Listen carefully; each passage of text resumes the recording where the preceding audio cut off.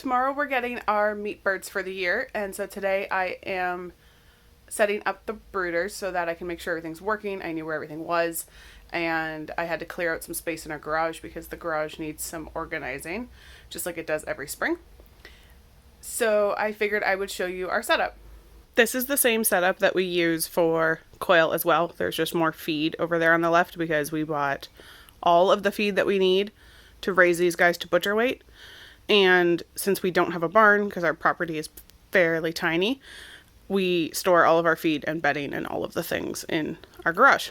So we have 2 brooders because we have 35 meat birds coming, and these brooders we typically use for quail. So they're a bit smaller than we would want for that many chickens. And they're both set up the same. So usually when we do quail, we have them in the house, and because we have cats, we have to put tops on them from the start, even though they're in our bathroom where the cats can't get to, just in case the cats get in. We want to make sure that they can't get into the brooder. So I started by putting shavings on the bottom, and then we filled up a feeder with chick starter and a waterer that has some coconut water mixed in for electrolytes, and that's up on a board to try and minimize the amount of shavings that gets in it every single day. On the other end of the brooder, we have ceramic heat bulbs to keep them nice and warm.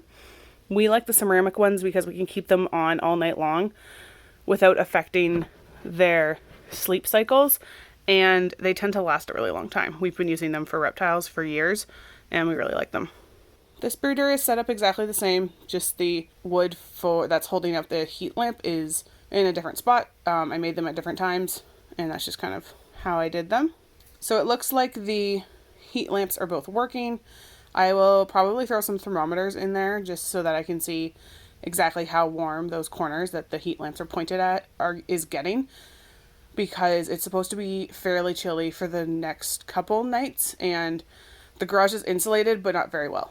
And this lamp is here for no other reason other than only half of our garage has power wired to it, so we don't have any lights in like the main part of the garage, so this way we can just see everything better without having to bring flashlights with us every single time. So that's it.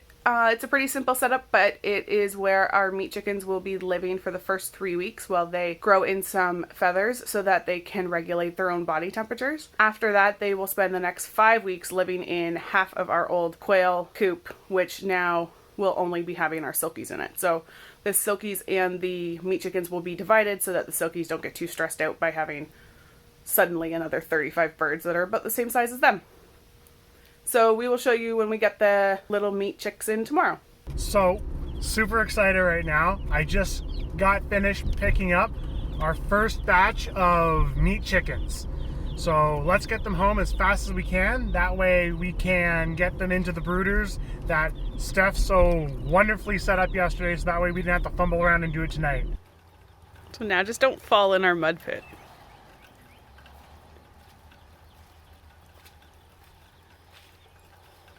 They're so cute.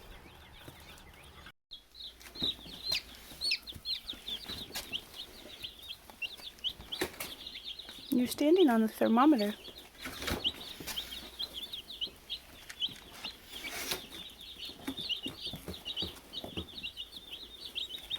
Already eating. On the way home, I was sticking my finger in the box and they were pecking at it. It was very cute.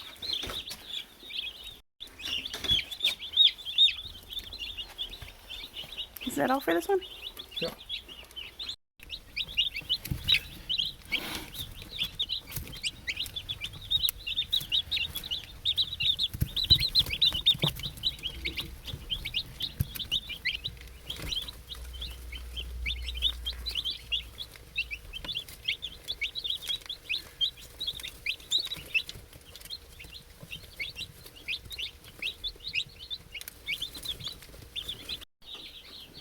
So normally when you first bring chicks home and they've been shipped through the mail, you would dip their beaks in water so that they know where it is. But these guys spent the night at our friend's house last night, so they've already done that. And most of them are already finding the food and water. Today I'm also working on the new quail cage that I've been kind of working on for a bit. It's sitting here just right next to me. So we're going to be doing what's called clan breeding for our quail. So it's a way to, hi Zip. It's a way for us to be able to selectively breed the quail without having to keep huge flocks of them. So the way that we're going to do that is we have 3 individual breeding groups, which will just be 5 quail in each of those, so 4 females and 1 male.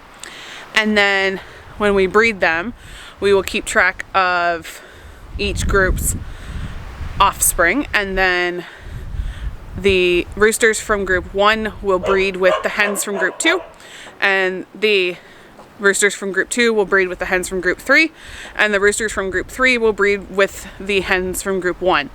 And that'll never change. So we will always be rotating the roosters to the next pen over so that we don't have inbreeding, and we can keep small flocks without having to constantly be adding new blood to them, while also getting to select for things that we want, like color, egg color, bird size, and things like that. So they're moving into this cage here that I'm building, and I've built it so that it'll go in between the raised beds, and we'll move them every day so that they get lots of fresh grass. And then we'll add more silkies to the silky coop, because that is a very big coop over there for only 4 birds. So we do have a silky sitting on some eggs right now, so hopefully she'll hatch some out. Hopefully they'll be female so we can keep them.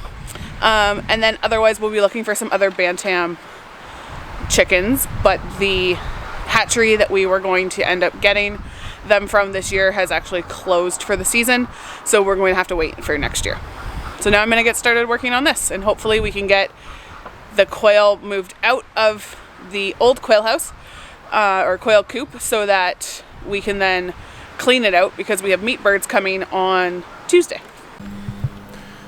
I'm just outside putting the finishing touches on the quail cage. Wow, it got really sunny.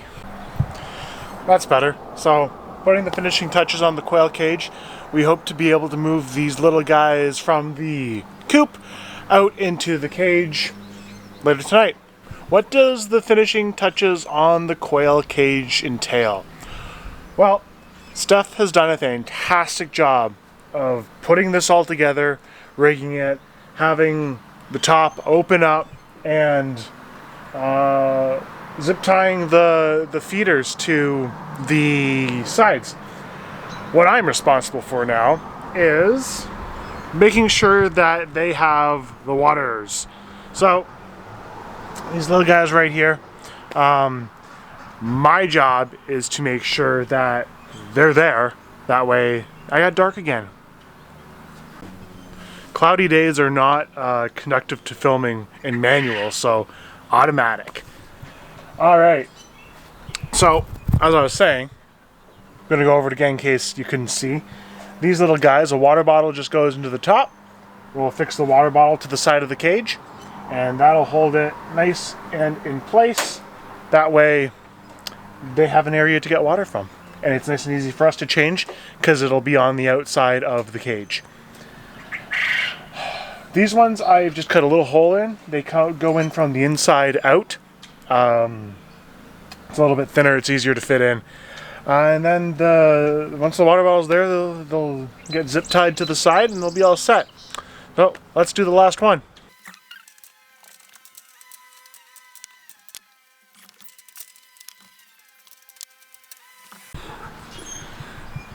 Job well done. I'd say so, at least. Really glad that we don't have any small birds out that they would like to make food. They're around here a lot. And luckily our ducks are too big to swoop down and pick up and bring off. So we're safe on that regard. Can we just take a second and talk here about how it was snowing yesterday, and today I had to cut my grass. It's crazy. It's also cold. And it's only April. I don't want to cut grass yet. Why? But Patch, did you help me? Yes, you did. You did help me. You did help Dad. You're a good grass cutter helper. To get the move started from the quail coop to the cage over there, we need to vent sex the quail and separate them out into the box and the crate that I have over here. To vent sex quail, really you just turn them upside down, and if they have a bulge, and if you squeeze on the bulge, if essentially white foam comes out, that's a male. And if there's no bulge and you squeeze around the bottom of the quail between the butt and the tail and no foam comes out, you've got a female. And there we have the first inhabitants of the quail cage. Yay! These are the males for each section. They will have the great responsibility of breeding with the females. And there are all of our very eligible bachelorettes that will be put in with each male. I think we're planning on doing about 5 to a male.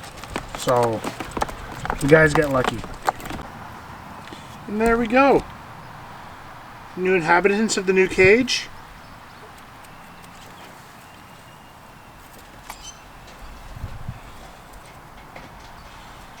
So all of the quail are now divided into their 3 clans. So this will allow us to selectively breed them, and we'll kind of switch out the males and females when we breed for what we want, when the babies turn out what we want, so the biggest, the healthiest, and in the colors that we want. Okay, son. So if you want to see how we go about doing that, make sure to give us a subscribe and hit that like button. We really appreciate that. We're gonna go now because the sun is in our eyes and it hurts. So thanks for coming on the homestead, and we'll see you next time.